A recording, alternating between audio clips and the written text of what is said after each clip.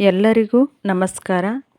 ಇವತ್ತಿನ ದಿನ ವರಕವಿ ಎಂದೇ ಪ್ರಸಿದ್ಧರಾದಂತಹ ದ ರಾ ಬೇಂದ್ರೆಯವರ ಬಗ್ಗೆ ತಿಳಿಯುತ್ತಾ ಹೋಗೋಣ. ದ ರಾ ಬೇಂದ್ರೆಯವರು ಅಂಬಿಕಾತನಯ ದತ್ತ ಎಂಬ ಕಾವ್ಯನಾಮದಿಂದ ಪ್ರಸಿದ್ಧರಾದಂತಹ ವ್ಯಕ್ತಿ. ಇವರ ಪೂರ್ಣ ಹೆಸರು ದತ್ತಾತ್ರೇಯ ರಾಮಚಂದ್ರ ಬೇಂದ್ರೆ.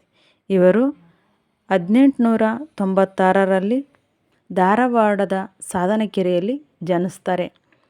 ಇವರು ಪ್ರೌಢಶಾಲಾ ಪ್ರಾಧ್ಯಾಪಕರಾಗಿ ಸೊಲ್ಲಾಪುರದ ರಾಜಾರಾಮ್ ಕಾಲೇಜಿನಲ್ಲಿ ಕನ್ನಡ ಪ್ರಾಧ್ಯಾಪಕರಾಗಿ ಹಾಗೂ ಧಾರವಾಡದ ಬಾನುಲಿ ಕೇಂದ್ರದ ಸಲಹೆಗಾರರಾಗಿ ಸೇವೆಯನ್ನು ಸಲ್ಲಿಸಿದ್ದಾರೆ. ಕನ್ನಡದ ನವೋದಯ ಸಾಹಿತ್ಯದ ಪ್ರಮುಖ ಕವಿಗಳಲ್ಲಿ ಒಬ್ಬರಾದಂತಹ ಇವರು ಹಲವಾರು ರೀತಿಯ ಕೃತಿಗಳನ್ನು ರಚನೆಯನ್ನು ಮಾಡ್ತಾರೆ.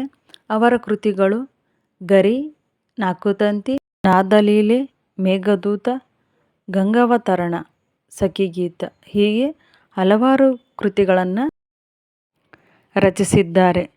ಇವರ ನಾಲ್ಕುತಂತಿ ಕೃತಿಗೆ ಭಾರತೀಯ ಜ್ಞಾನಪೀಠ ಪ್ರಶಸ್ತಿಯು ಲಭಿಸಿದೆ.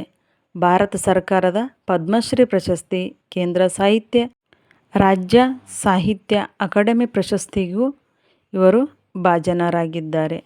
ಎಲ್ಲರಿಗೂ ತುಂಬು ಹೃದಯದ ಧನ್ಯವಾದಗಳು. ಆದಷ್ಟು ಈ ವಿಡಿಯೋವನ್ನು ನಿಮ್ಮ ಸ್ನೇಹಿತರಿಗೆ ಶೇರ್ ಮಾಡಿ, ನಮ್ಮ ಚಾನಲನ್ನು ಸಬ್ಸ್ಕ್ರೈಬ್ ಮಾಡಿ.